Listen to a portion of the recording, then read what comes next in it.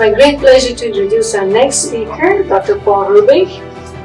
Dr. Paul Rübig is a member of the European Union's Economic and Social Committee, president of SME Global, member of the governing board of the European Institute of Innovation and Technology, and former member of the European Parliament representing Austria from 1996 to 2019. Dr. Rübig will provide a keynote address on the European Union's strategic initiatives and EU-Israel cooperation on energy and security. Please join me in welcoming Dr. Paul Rübig. Thank you.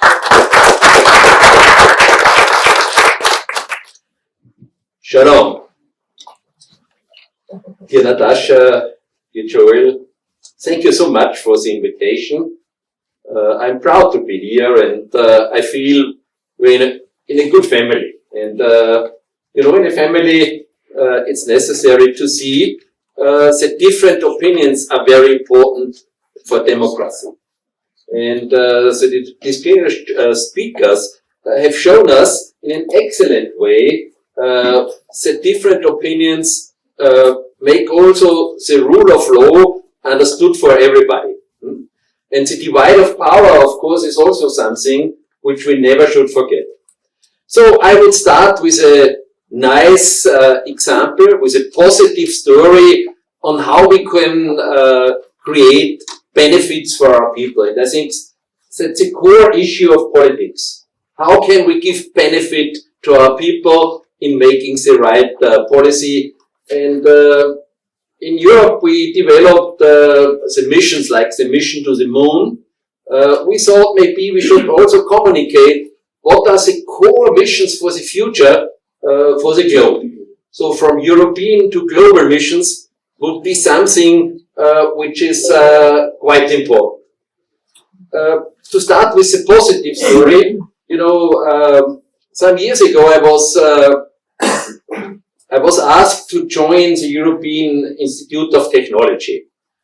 It's a 3 billion euro organization within the European Horizon 2020 program. And I never thought that I will be in the governing board, because we had 185 people who wanted to have this job, and by chance I got it. So I think the reason is because we come here to a structure, what can we deliver for the people? And the European Institute of Technology has also a global outroll. We are in San Francisco, and where is our second spot? Tel Aviv, yes, it's true. So you see the European research program and the contract which we have developed and which was signed is very helpful for the people. And if we start with EIT urban mobility, so what is the future of mobility? You have said the freedom of the people. Is it allowed for everybody to be to have the free choice to travel wherever they like to travel, within your own country, within your own city, outside of your own country? So who gives the permission? Which infrastructure do you need?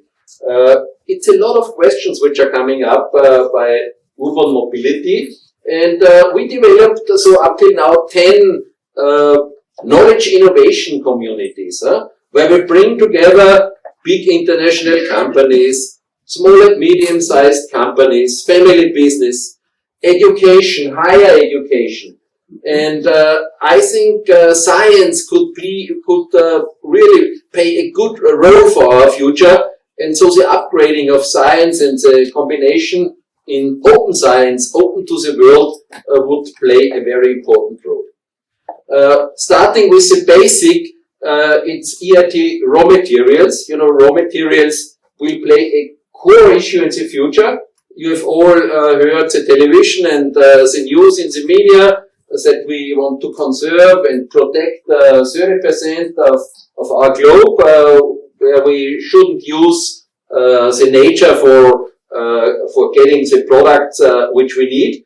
Of course, that will have impact to EIT manufacturing. So if we don't have raw materials, how can we do the manufacturing of what in the need of the people is? all this is not possible without energy. So we all like renewable energy, but the truth is, can we really produce enough renewable energy besides the fossil energy, which of course is also the growing demand on the world on electricity, will play a key role.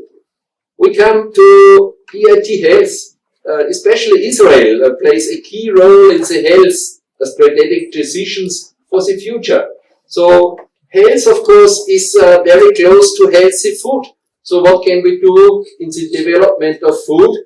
Now we are 8 billion people in the world.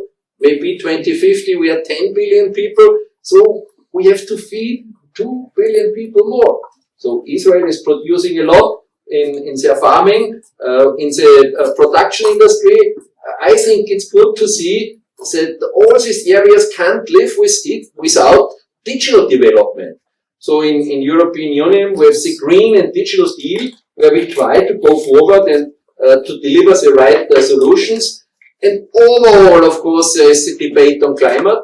So the climate knowledge innovation community thinks heavily on the education of young people in the MINT area. So how can we get new engineers, how can we get technicians who can help us to make the world in a better way. And of course, here, what was the newest way? It's a cultural industry. Because with all the services, with all the production of products, I think culture plays a very important role. And culture is something which unites the globe, like sport, like other areas where we know that everybody can agree with. And it's always good to start communication with something where you agree.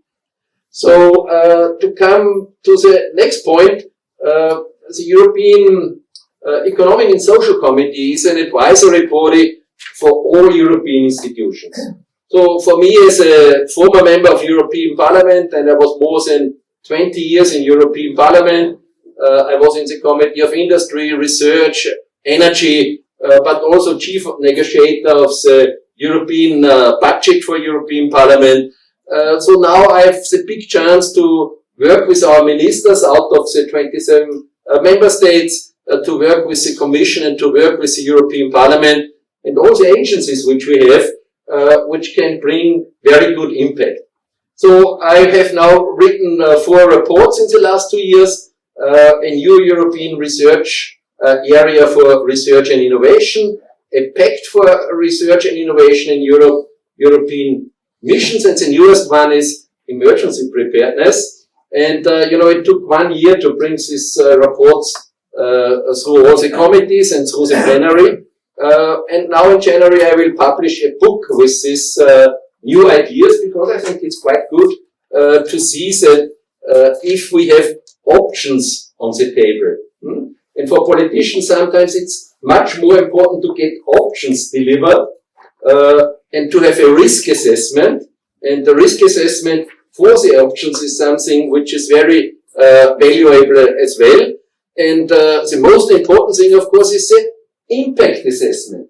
So the options, which impact will you have and which risk, positive or negative, is done in this area. And therefore I think it's good to see that if we are prepared on certain developments, it will be also a gain for the benefit of the people. So the priorities from the European missions is first of all adaptation to the climate change.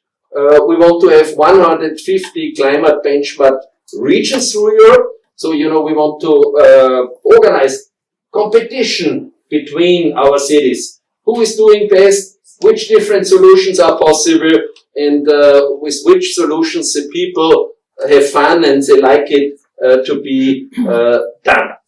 The second one is cancer. We know cancer is a real hot issue on the globe.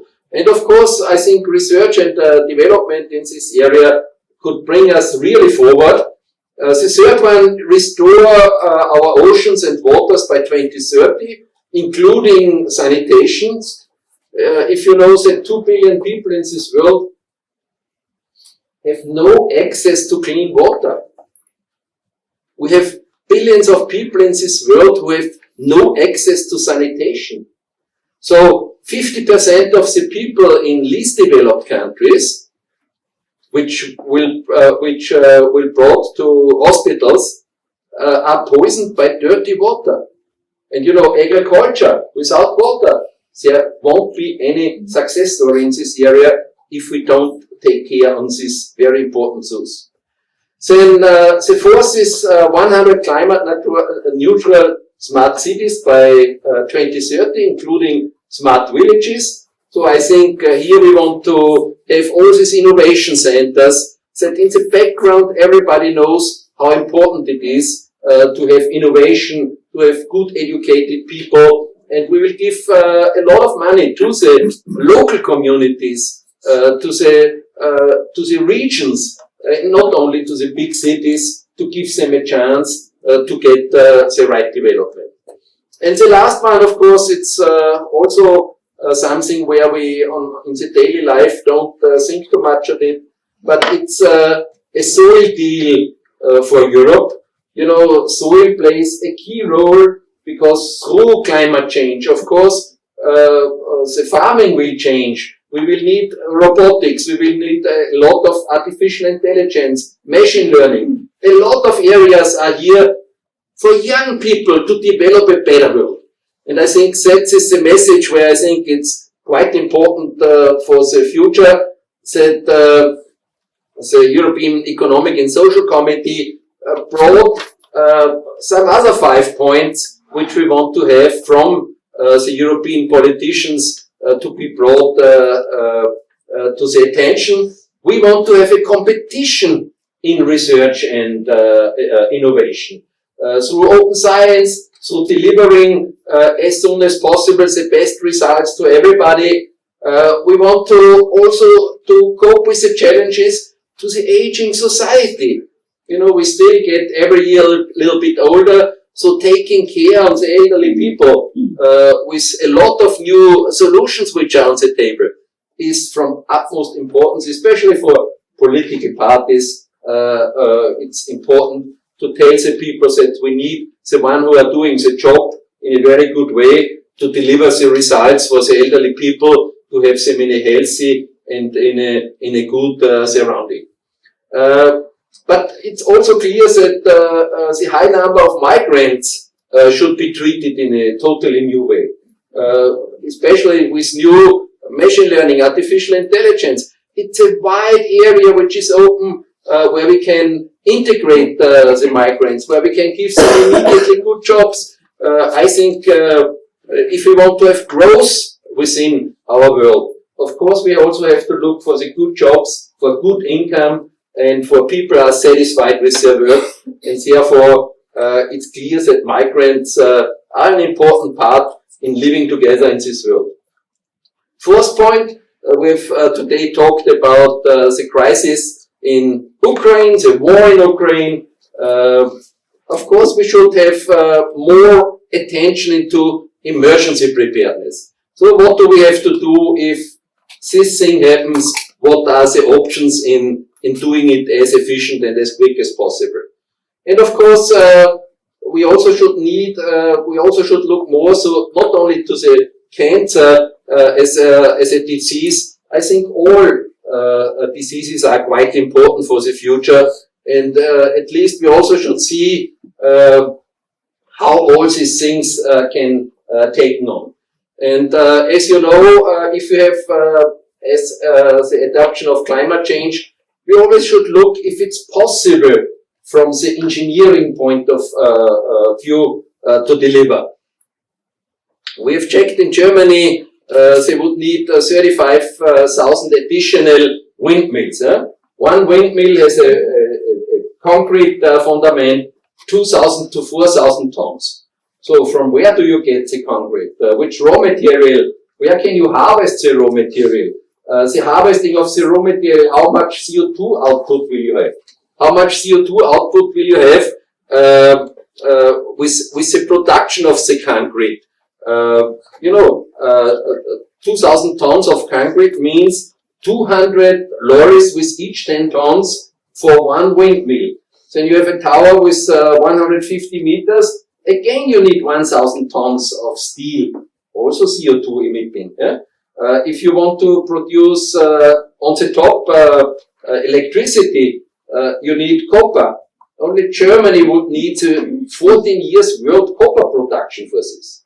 So we should have it in mind if we talk about renewable energy, how important it is to think on all this area. It's the same with electric cars, e-mobility. From where does the raw material come? Is it possible to create the world market? Is it possible to deliver all these details? And if you see that at present we have 90 million e-mobility cars multiplied by 200 tons of raw material which you have to harvest, it would be an incredible amount of power which you would need to fulfill these targets. So at least I want to say the future is only bearable and make a good impact to our citizens if we invest more into our research and innovation programs.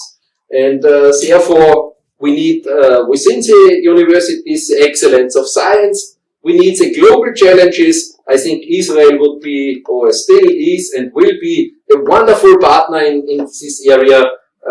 And of course, Innovative Europe, where the European Institute of Innovation and Technology is placed. We all know that if we push this agenda forward, the people will elect us again. Thank you.